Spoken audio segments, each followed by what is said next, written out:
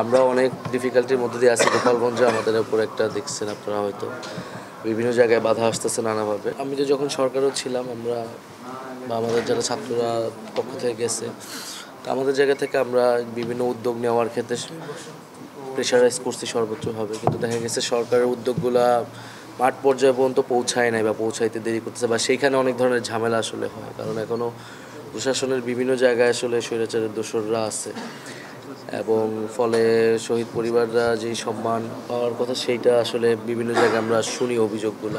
আর আমরা অনেক ডিফিকাল্টির মধ্যে দিয়ে আছি। গোপালগঞ্জে আমাদের উপর একটা দেখছেন আপনারা হয়তো বিভিন্ন জায়গায় বাধা আসতেছে নানাভাবে। তো আমাদের জন্য দোয়া করবেন যাতে আমরা সফল হতে পারি।